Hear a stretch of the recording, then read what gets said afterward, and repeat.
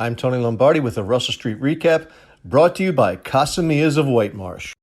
I wrote about this back in November, but given the recent overtures by Ravens GM Eric DeCosta about a Lamar Jackson contract extension, the topic is worthy of a revisit. Let's set the table. Both Patrick Mahomes and Deshaun Watson, former 2017 first-round picks, signed lucrative long-term deals prior to the 2020 season. The Chiefs and the Texans, respectively, could have waited and milked the fourth season from each of their quarterbacks and then exercised their fifth-year options in order to push the expensive extensions into the future. But management staffs from both teams opted instead to get the deals done prior to the 2020 season. After all, waiting tends to eventually drive up the price and place a heavier burden on the salary cap. This offseason, Lamar Jackson, a 2018 first-round pick, finds himself in a similar situation. And how the Ravens opt to deal with his pending contract will impact the franchise well into the future. The hope is that the impact is a positive one. Mahomes' signing was expensive, but a no-brainer nonetheless for the Chiefs. Watson isn't the talent that Mahomes is, but like Mahomes, he can extend plays and he is an accomplished passer. The Texans haven't surrounded Watson with the high-level talent at the skill positions, but on the surface, Watson appears to be a fairly safe bet either for the Texans or a viable trade partner. And that brings us to Lamar.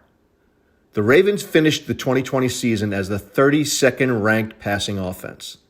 There's plenty of blame to go around for the embarrassing results, and there is nowhere to go but up. The Ravens have offensive line issues. They are extremely thin at tight end. Their wide receivers are either underachievers or they are not coached up properly, or worse, they just aren't that good. Now there is a narrative floating about with documented proof that the Ravens' passing game is overtly elementary and just a notch better than plays drawn up in the sandlot dirt. So until the Ravens fix the passing game, regardless of the culprits, how can they assess the long-term worth of Lamar relative to Mahomes and Watson? And what if, after all the tinkering and the fixing of the perceived weaknesses, the passing offense remains unproductive? Then there's no one else to blame but Lamar, right? Suffice it to say that the Ravens have to check off some boxes before they jump into a long-term deal with Lamar. Otherwise, it could set the franchise back several years. But to check those boxes, it will take some time. And if the Ravens are as smart as I believe they are, they'll wait before signing Lamar to an extension that they could regret for many seasons to come. And if after 5 seasons they still aren't sure about the extension, they can either cut bait or utilize the franchise tag.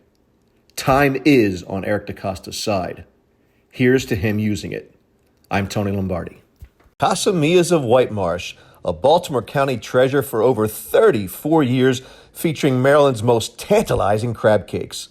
Don't live in the area? Casamilla's will ship this Maryland delicacy to you. Plus, on any given Sunday, you and your friends can choose from their expansive selection of beer, wines, and spirits. That's right, I did say Sunday to put some juice in your football parties. For pickup, delivery, or eat-in, make it Casamilla's of Whitemarsh.